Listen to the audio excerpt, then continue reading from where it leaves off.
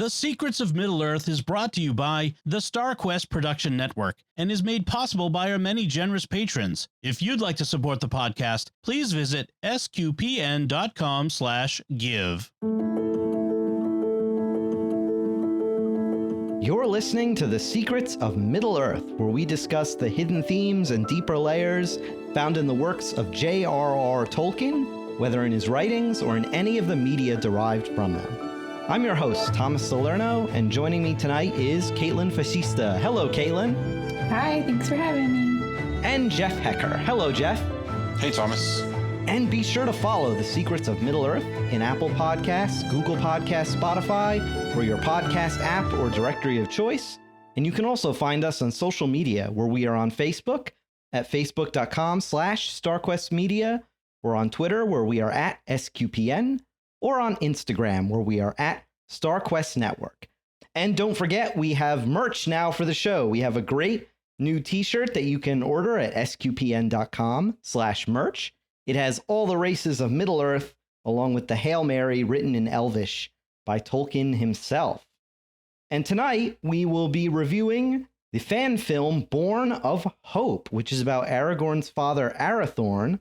But first, Jeff, you actually have some War of the Rohirrim news for us to cover. Yeah, so I just had seen this article. I guess it was the Annecy Film Festival in France had a first look at the Lord of the Rings War of the Rohirrim, and there were some reactions, and they only showed a couple brief scenes, but I thought I'd a couple of quotes of, I guess, people who were there.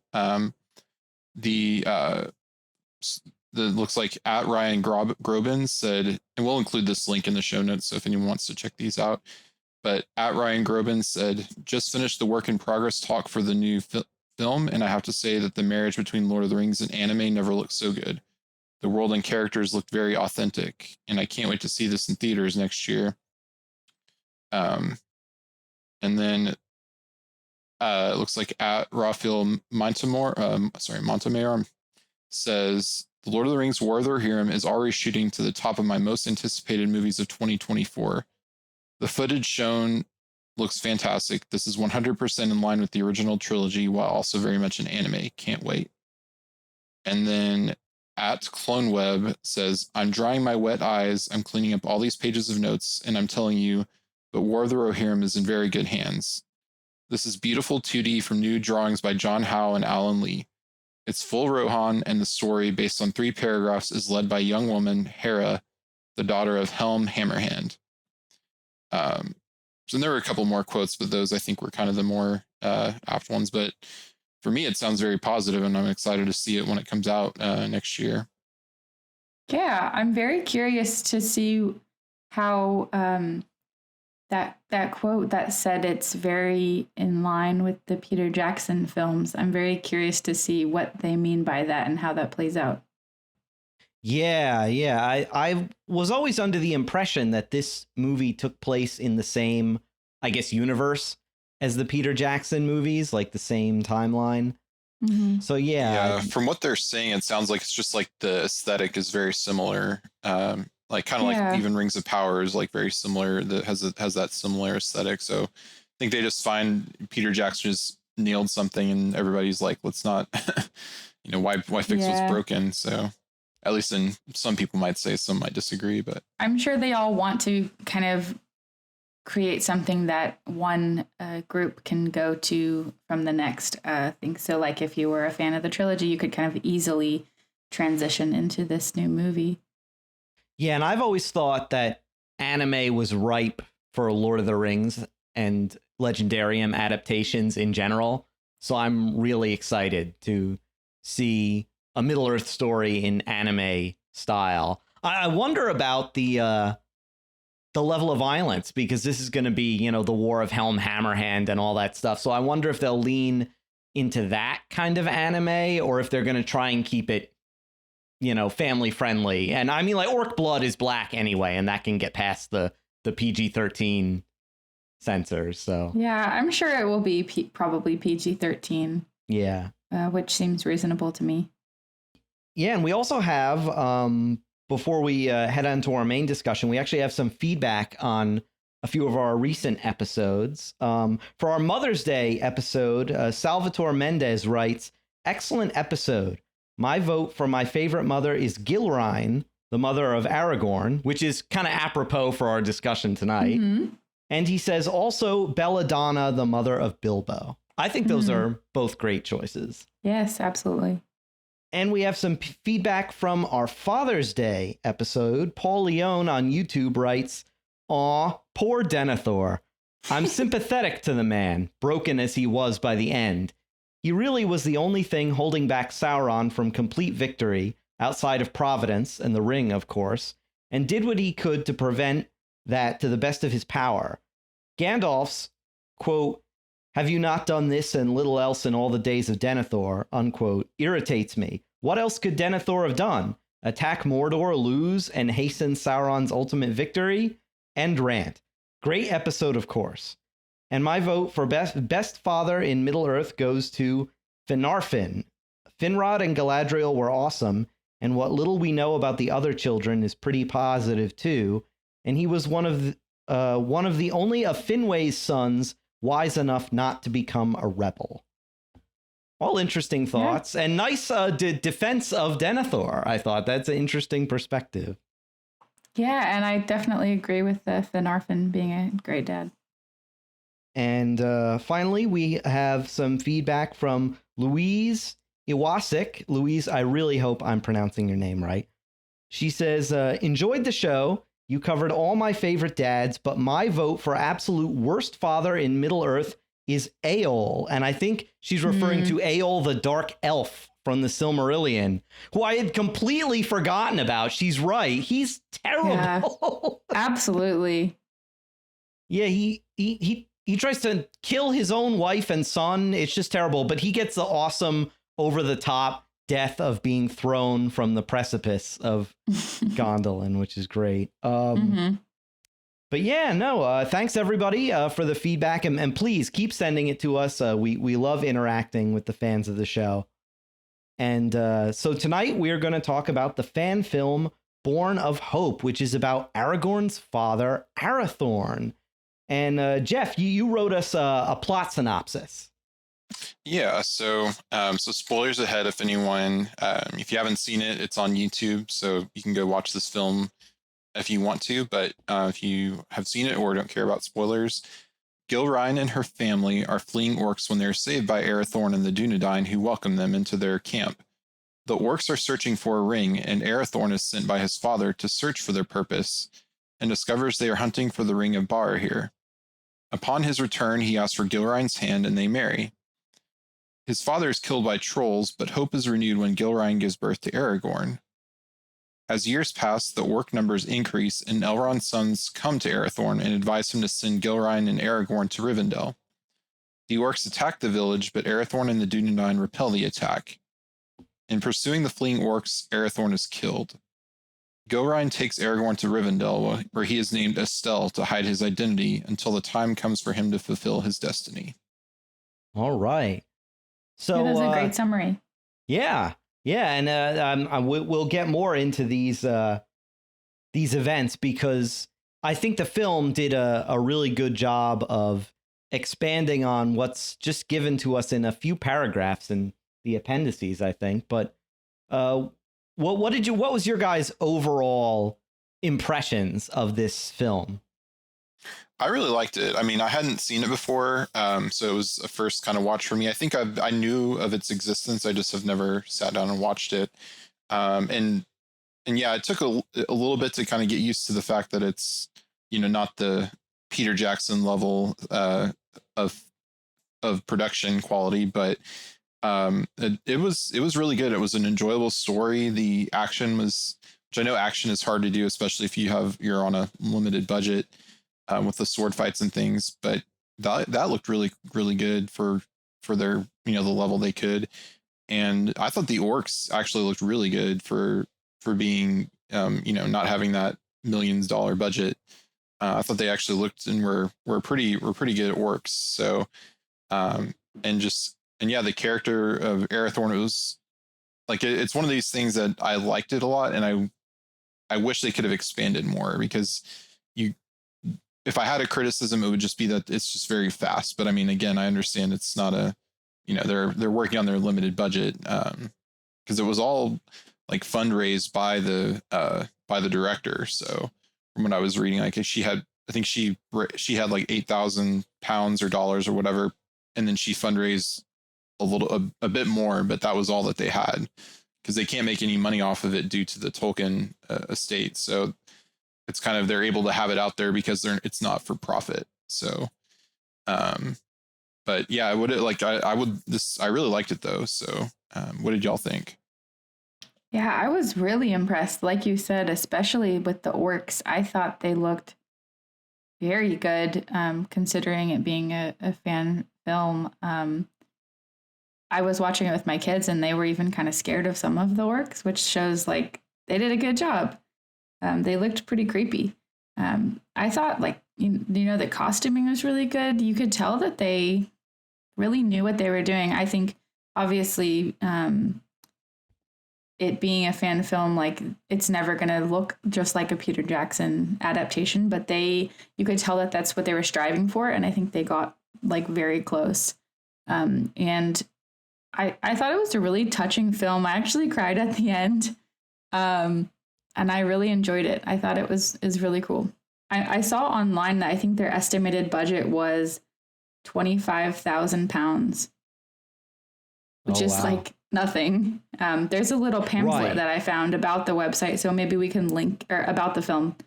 So maybe we can link that in the show notes, but it's super interesting. There are sketches, different behind the scenes photos and everything. So I'll send you all that link and we can include it.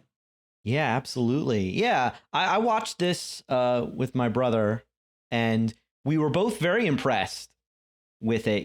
For like, we could tell that they were on a budget, but as a fan film, it was just very impressive. And you could really tell that they were going for that Peter Jackson style.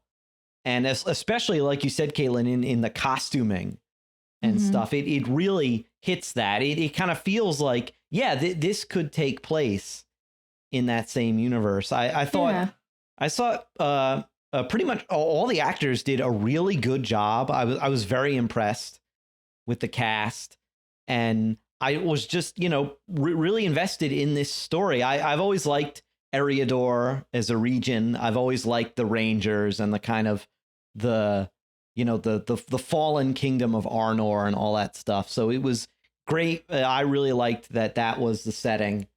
And yeah, I was impressed with the effects overall, with the orcs. I thought they did a great job. I liked the story that Sauron, I guess he's calling himself the Necromancer at this point. He has sent out his orcs to search for the heir of Isildur, and they are looking specifically for the Ring of Barahir.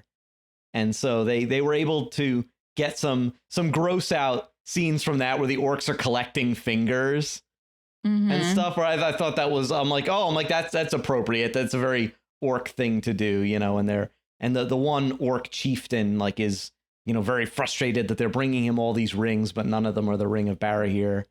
Yeah, I like the characters. I like the story. And yeah, I've never watched a Lord of the Rings fan film before. I've seen, fan films from other properties like Star Wars and Star Trek, and they can be really good. And I'm glad that there's a film like this out there, specifically about Arathorn, who's an interesting character because, he's in the appendices. We know a bit about him, but it's great to see him on screen like this. Yeah, and it was also really neat because we know the character of Aragorn so well. So it was really fun to see kind of him as a baby and his family and kind of like where he came from. So I thought it was a really cool idea for a movie, and I think they did a really good job. Yeah, and I like that we got to meet Elrond's sons, because they're like Aragorn's besties in the Lord of the Rings. They're, for those who don't know, they were they kind of hung out with the Rangers. Basically, they were basically Rangers themselves at that point. So it was kind of cool seeing them as like they were friends of Arathorn, and they kind of continued that friendship with Aragorn. So I liked seeing them as characters, and like that their errand was to bring Aragorn to Rivendell, because they say that all the heirs are fostered in Rivendell for a time. So, and it was also kind of cool that, like, because I never thought of them being like a village of the Dunedain. Like, I always just kind of imagine them kind of camping and moving from place to place. But this kind of like kicks off why they do that, because the orcs are increasing. So it was kind of like a cool like headcanon, fan canon type of thing on why they're like how they did have a little village at one point, but they just kind of had to shut that down because the orc numbers were increasing.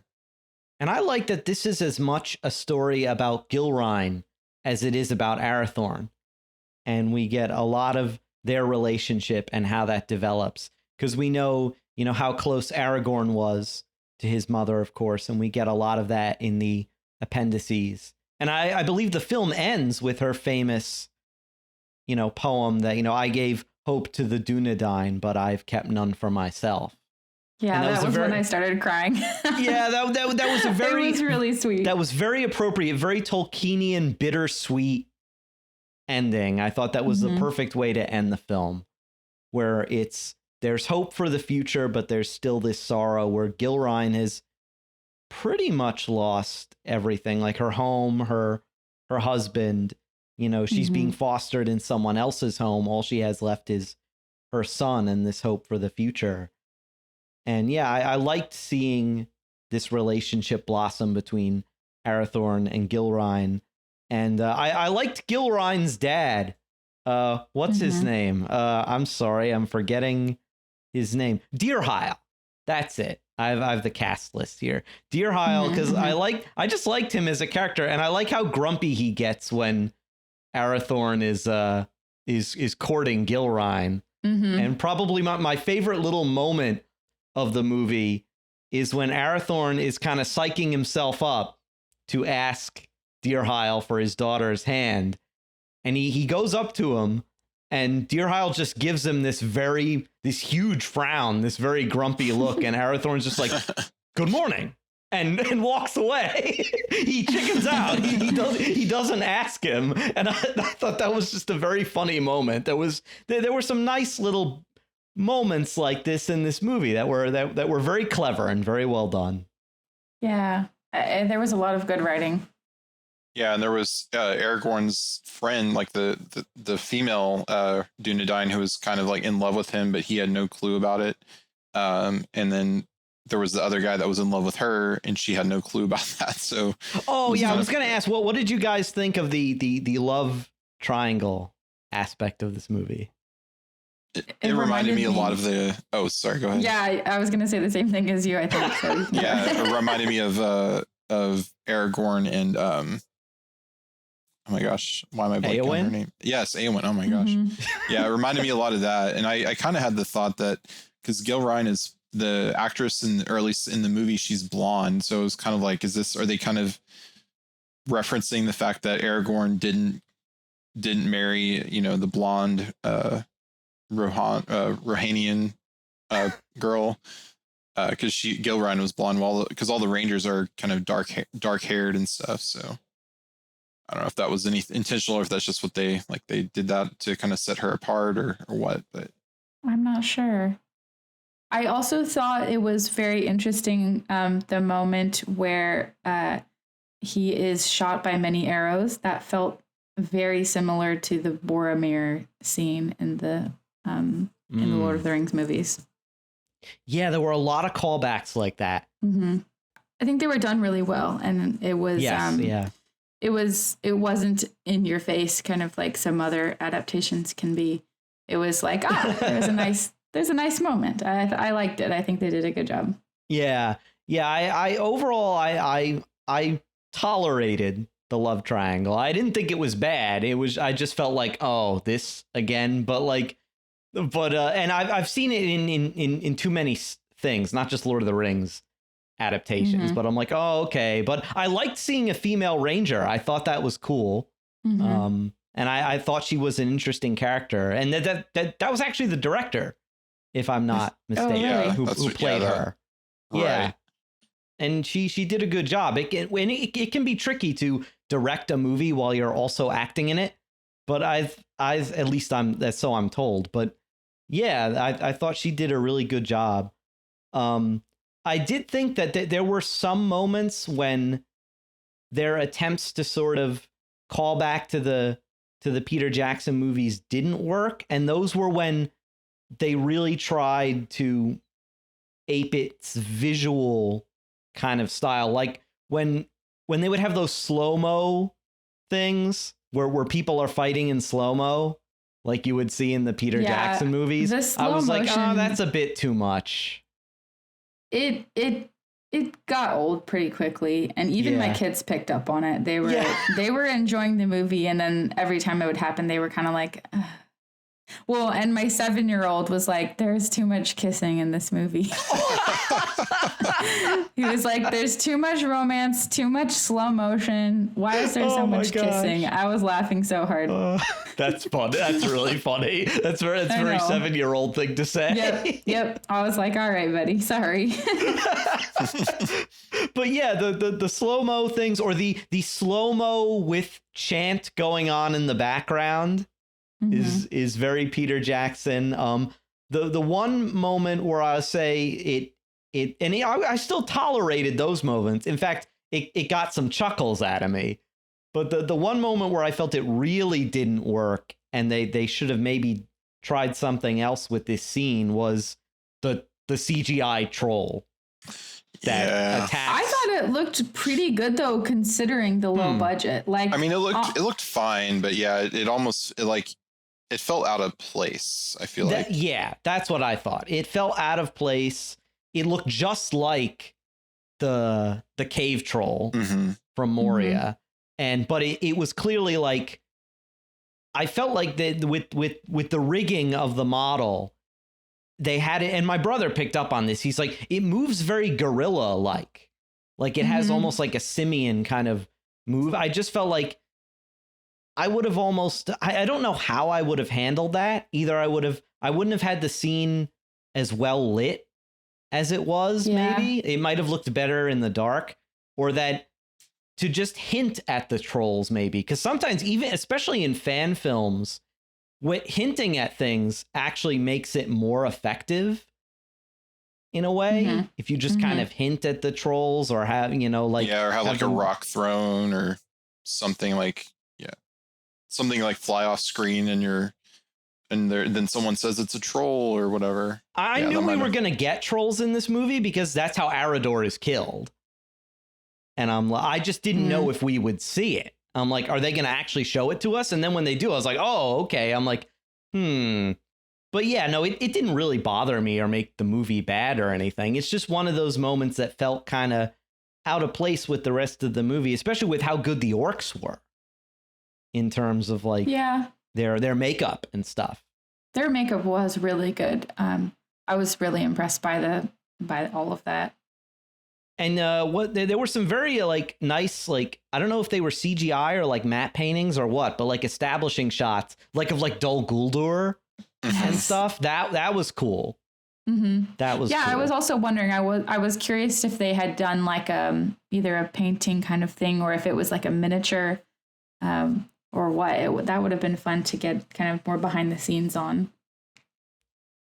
Right. Yeah.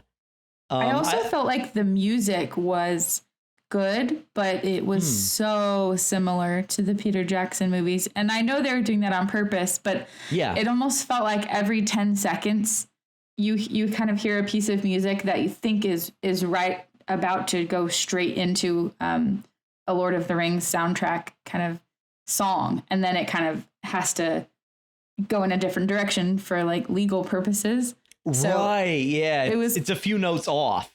Yes, everything is just slightly off. So it was they did great with that again, but it got a little bit distracting at times. Yeah, but I think that, if their intention was to, make a tribute to the Peter Jackson films and show us something in that universe that hasn't been seen, I thought it was really good. And especially since, all the actors did such a good job, and I thought it was good that they got somebody who looked enough like Viggo Mortensen, so where you're like, okay, yeah, this is Arathorn. You know, I thought that was good. And even I was looking on their website too, and they actually do have a lot of behind the scenes information too. So oh, that's cool. Is there like behind the scenes, like is there like outtakes and stuff? Because I would like to see that if there are. So there is a production diary, video podcast, photo gallery, and then they have sections for wardrobe, makeup, art, weapons, animals, location, visual effects, and music and sound. So you can kind of click on each one of these, and it takes you to a whole section. So it's very cool. This is it's an older website because the film came out in, I think, 2009. Yeah. But there's still quite a lot on there. And that's the thing, like, I've never made a movie, obviously, but I don't think people know how much goes into making a movie, even if it's just a little fan film. The fact that there's all of that on the website, you know, like covering all that different stuff shows how much they needed to either make or acquire in terms of props. And just like, and getting all these locations where they could build a little fantasy village and stuff, it almost looked like a village out of like Skyrim or something. It was, yeah, I think it was filmed at like a Saxon, like an old Saxon like historical site, or like the village scenes where. So I'm assuming they like built sets there, but so yeah, it definitely looked like that. And I haven't looked at the website, so I'm not sure what's on there, but I wonder if they also like got some, you know, cosplayers who are after, because this is a few years after the Lord of the Rings films came out, so there were probably people around who had made costumes and stuff. So I wonder if they kind of reached out to people about that, like, hey, if you want to be in an extra in a movie or in the background, come show up here. That's what they did in The Mandalorian with some scenes of stormtroopers. They had just like the 501st cosplayers, so they could have done something similar. I have no idea. That's just me. I wonder if this doesn't exist, it should, but like a Lord of the Rings equivalent of the 501st, where everyone is like orcs and like Easterlings and Southrons and stuff. Call it like the Legions of Morgul or something like that. I don't know, but like that would be kind of That'd cool. be hilarious.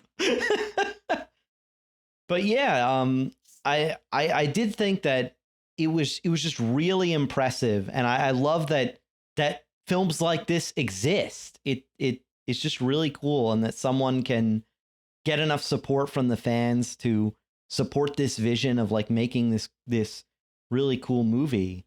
I think I saw on YouTube it has like 49 million views or something like that. Oh wow. I think, or maybe I'm inflating that number. I'm actually going to check. I wouldn't be surprised though. But let's see. And it's not a long movie either. It's only a little bit over an hour. It says 49 million views on YouTube. Wow. So in 13 years. I also found the producer, Kate Madison's Twitter account, and she seemed like she was actually pretty excited for Rings of Power. She hasn't tweeted since September 2nd, but on September 2nd, she was like, today's the day. Who's watching this? So I have no idea actually if she liked it or not, but she was excited for it. I thought that was interesting. I'm sure that's very exciting as someone who has created a fan film for The Lord of the Rings to see like a new interpretation coming out. Right. And I'd like to see more from her if she directs further, you know, Lord of the Rings content, or even, you know, something in some other, you know, film entirely. You know, I think she definitely has the talent and the ability to do it. I would definitely like to see more. Yeah, I think she's in like TV or film. I think I kind of like was scoping out online. She's in like production. I don't think she's like directing and stuff, but I think she's like involved in creating content. So it's definitely a possibility out there that she could do something like that, or she could, you know, come back to doing something like that. So yeah. Was there any other like favorite moments you guys had from the movie? I liked the funeral for Arathorn's father. Like, it was kind of cool seeing like the funeral of a Dunedain chief. Because I mean, that's like a big deal, because it's the passing of the passing of the torch to the next chief. So of the Dunedain. So I did like that scene. Like, it was a pretty cool, like, somber bit. Yeah, I thought the moment where Aragorn's mother is telling her father that she's pregnant, and she was like, I forget exactly what she said, but she kind of brought up the idea of hope. And there were a couple times where he's referred to as Hope. And I love that, because as we know, like, he's called Estelle later, which means hope. And so that obviously it's the title of the movie. But there's this thread that's going through the movie of hope. And every time it came up, I got teary eyed, and I thought it was really beautiful. I liked that that the script didn't feel like it needed to be beholden to every little detail from the appendices, or to interpret details in different ways. Because, like, in Arathorn's last fight where he's wounded, okay, so we know from the appendices, it just says he's killed by an orc arrow through the eye. And it would be kind of anticlimactic if he's just riding on his horse and gets shot in the eye and that's it. So I like how they interpreted it, where he's having this heroic fight against all these orcs. He's shot several times and still come back and fights the orc chieftain, who finally, stabs him through the eye with an arrow. And even that doesn't kill him immediately. He's able to be brought back to the village, and he has this last moment with his wife and son, which I thought was very effective. And that they were able to interpret that bare information that we're given, he's killed by an orc arrow through the eye, and expand it into these really effective scenes. I thought that was just great. Yeah. It was very fun seeing their interpretation of it. And you could see kind of a lot of their own personal thoughts coming through, and them adding a lot, because it is kind of a bare bones story, but it still felt very faithful to Tolkien, and it felt pretty respectful as adaptations go. Yeah, and I also thought the even though this came out long before Rings of Power, the village fight against the orcs reminded me of the village fight in the Rings of Power in the Southlands. I wonder if that scene took a little inspiration from this fan movie, because it was the same setup. The women and children are being boarded away inside some of the houses, and everyone else fights, and it's just this brawl inside this village. I mean, I know that's been done a million times in fantasy movies, but it just, with Rings of Power on the mind, I couldn't stop thinking of it during that scene.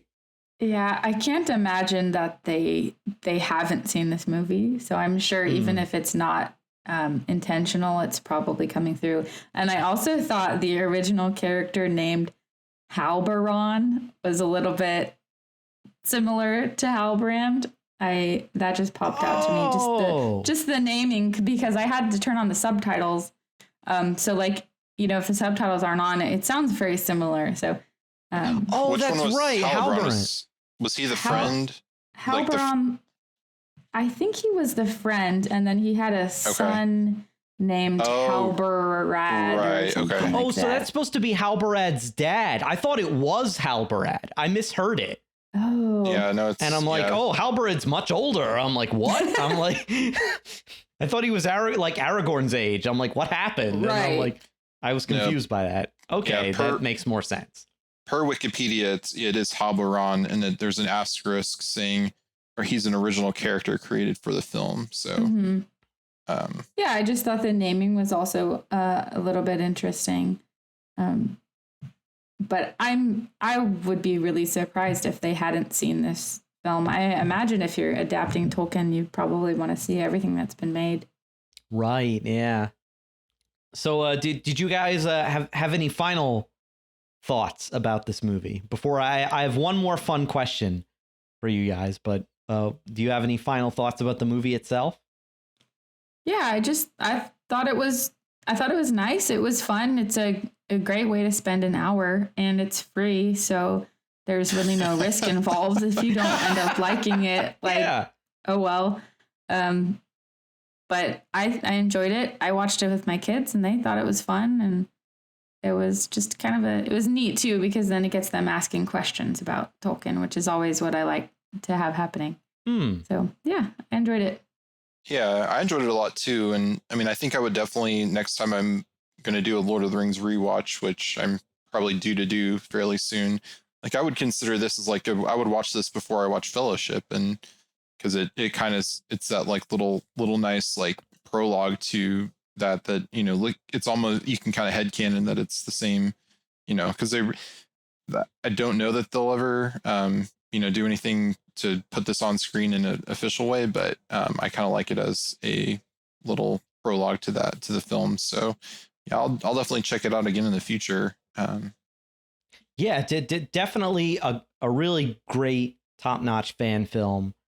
And my brother and I really enjoyed it. And like you said, Kaitlyn, it's a great way to spend an hour. And if you're a Tolkien fan, you're going to get all the references that they're doing to the appendices. And it's just great to see Arathorn's story in any capacity brought on the screen, because there's so many of these great characters that could be adapted. But in terms of fan films in general, I have this fun question. If you guys were to make a fan film, like if you have a fan film in your head, what would it be? Like a Legendarium Lord of the Rings fan story? If you could do anything, like within reason, like, you know, within a fan film kind of budget. Oh, my like immediate first thought was Ainulindalë, but I have no idea how you would conceptually do that. It would probably like have Fantasia. I would do that. Yeah, it would have to be animated, I think. But that could be super cool. You would have to be kind of a mega Tolkien fan in order to really enjoy it. Probably, I can't imagine really finding a way to adapt that for a general audience. But that would be super cool. You'd have to get somebody who knows a lot about music. Yeah. Too. Yeah, I think if they did that in kind of a Fantasia kind of way, that would be really awesome. There's a free comic online. I think it's, have you seen it before? Someone did an online comic of Ainulindalë. Maybe we can link it. I think his name is Evan Palmer. Yeah, so it's on evanpalmercomics.com, and I can give you guys the link to it. Oh yeah, cool. But it's free, just like the Arathorn movie. You can't sell these things, but he has the full thing in comic form. Great. Yeah, I'm interested in anything Ainulindalë, because it is one of my favorite parts of the Silmarillion. It's just so beautiful. So what about you, Jeff? Would you have a fan, if you could make a fan film, what would it be? I would assume it would have something to do with the Men of the West, with the so if I was making that's a hard question, because I love like the Men of the West, the High King, you know, Aragorn, and I love all that stuff, but it would be not giving it its proper due in a big budget way.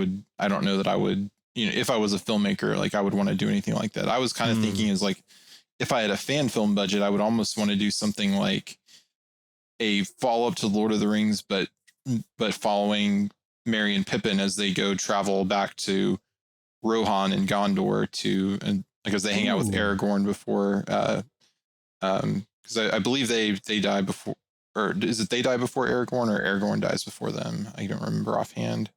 I don't remember. But they go back. They die first. Okay, I think so.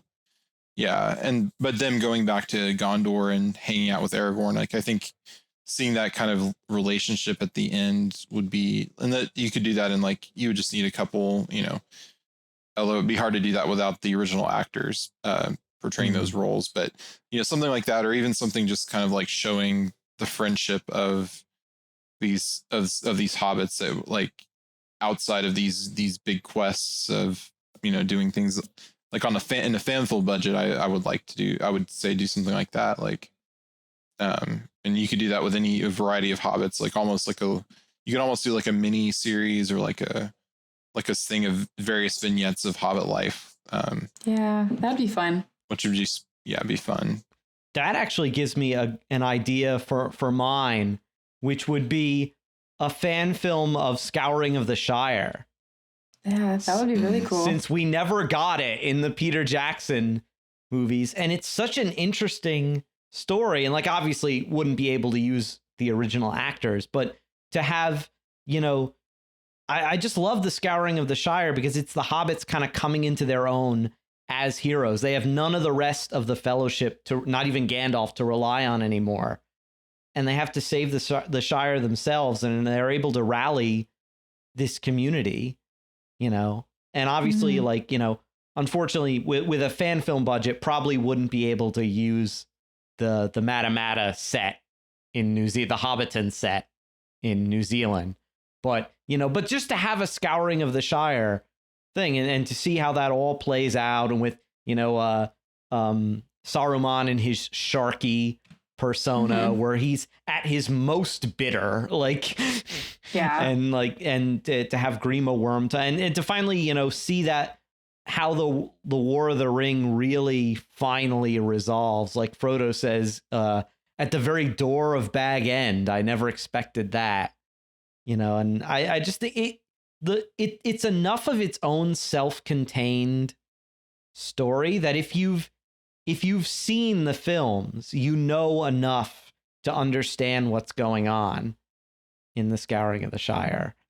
So I think that would be my kind of dream fan film project, would be to do Scouring of the Shire. And you can't go wrong with hobbits anyway. So there are so many Airbnbs that look like hobbit houses too. Oh, really? There are dozens of them, and I am sure that if you had a budget, you could, make a deal with the Airbnb owner to film there or something like that. So even if you couldn't do it in New Zealand, I'm sure there's a way that it could happen. And I would definitely like to see more Middle Earth fan films in the future. I don't know how strict the Tolkien estate is with that now, and especially now that the rights are changing hands and all that with the film and TV rights. I don't know all the legal mumbo jumbo that's going on with that, but I would definitely like to see more. And in fact, the listeners, this is an open call. If you know of any more really good Legendarium or Lord of the Rings fan films, send them to us, because we would definitely like to review more of these in the future. So I actually found one when I was looking on the IMDb page for this film, and it's called The Hunt for Gollum. Yeah. Have you heard of that? No, but that sounds awesome. It's I haven't watched it, but yeah. It's also from 2009. And apparently it says you can watch it on Prime Video. Really? Yeah, rent it for $3. I think it's on YouTube, actually, because I think I'm I saw this surprised one about recently. being able to rent it, because I would imagine that they probably would have had to offer it for free, like the Arathorn movie. But yeah, especially I'm sure on there's Prime, a way. because Rings of Power. Yeah. I'm a little confused about this. But we'll have to do some research into it. But yeah, that might be an interesting movie to review. It only has 8 reviews on IMDb. Yeah, I checked my Prime app, and it is on there. So that's crazy. It's 38 minutes long. Oh, okay. Even shorter. And that's a good topic for a fan film. Yeah. Because that's another one of those really neat stories. And I've always loved Aragorn's description of those events in the Council of Elrond. It's where Aragorn really gets to show his kind of, sense of humor. What does he say? He's like, he deemed it the worst part of all his journey, having to drag Gollum back to Mirkwood. And he's like, and I was glad to be rid of his company, for he stank. For my part, I hope never to look upon him again. but Gandalf came and endured long speech with him. And I just, Yeah. there's just such a funny moment. So And as you can see, I've now committed passages of this book to memory. That's how good it is. Yeah. I did find it for free, though, if you go to thehuntforgollum.com. It's Okay. free Yeah, it's on there. YouTube. It's Yeah, or it's on it's- YouTube. So Yeah. Yeah, they have a Nice. link to the YouTube, and they've had several million views. Great. Yeah, we'll I'm not- definitely have to look into Yeah. that. Yeah, so Especially that's really since we've cool. got, at the time of this recording, we've got a Gollum devoted episode coming out very soon. So that might be an interesting follow-up. Kind of like how this episode was a follow-up to the Father's Day episode. Mm-hmm. That Yeah. would be neat. Yeah. gotta do something until Rings of Power comes back, because Eventually, I know. It's I going to be know. a while. you said earlier in our Slack that they just finished filming the season. Yeah, they wrapped filming, I think, in the end of June. So now they're just in post-production. And I don't know how the writer's strike is going to affect that, because they can't do any rewrites at all. Right. Yeah. And normally that's kind of an ongoing process, and you're kind of tweaking things as you go. So I don't know. And you can't go back and do reshoots Yeah. because you don't And- have new scripts for the Yeah. reshoots. I mean, And I by the think time- you could reshoot. You just couldn't change any dialogue, I think. Right. Well, then by the time this episode comes out, the writers, a lot of the actors might be on strike too. So I think. Oh, is there a I think there's an actor's strike? the big Actors Guild. I'm not sure. Oh, the Screen Actors Guild. Yes. And there's, they I think the are- Directors Guild and like other production guilds might also go on strike from. Yes. Oh wow! So- Is it over AI? Because I mean, I think that's a big deal. I'm not sure. I haven't been following it very closely, but I think by the time this episode comes out, it will have happened, or it won't have.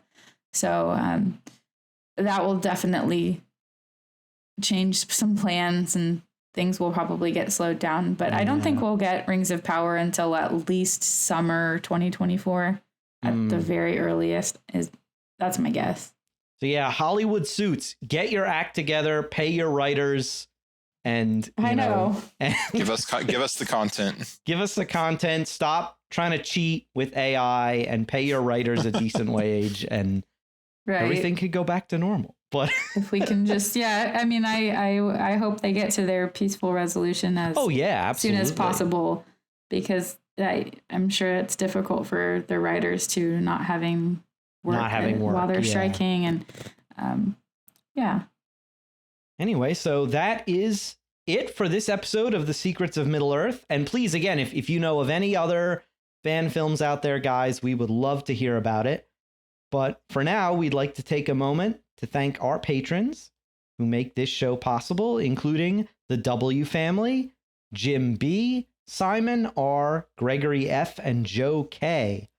Their generous donations at sqpn.com/give help us to continue to create The Secrets of Middle-earth and all of the shows here at StarQuest, and you can join them at sqpn.com/give. So again, we'd love to hear from you guys. Have you seen Born of Hope? What did you think of it? And what would you do if you had the power and the money and the huge prop budget to make a fan film of your own? You can let us know at sqpn.com/Middle-earth, or on our Facebook page, or on Twitter, where you can send us an email to middleearth@sqpn.com, or please visit our channel on the StarQuest Discord at sqpn.com/Discord. So for our next episode, with September having Hobbit Day on September the 22nd, which is, of course, the shared birthday of Bilbo and Frodo Baggins, we thought it would be nice to go back to the past and review the first widely known film adaptation of Tolkien, at least here in America anyway, and that is with the 1977 animated Hobbit movie by Rankin and Bass. And if you guys have not seen this movie yet, it was one of the first Lord of the Rings related movies that I ever saw. but it's very interesting. We'll say that. But Yes. the film is streaming on Max, or it can be rented or purchased on other platforms if you'd like to watch along with us. And until then, Kaitlyn Facista, thank you for joining me and sharing the secrets of Middle Earth. Thank you for having me. And Jeff Haecker, thank you as well. Thank you, Thomas. And once again, I'm Thomas Salerno, and thank you for listening to the Secrets of Middle Earth here on StarQuest.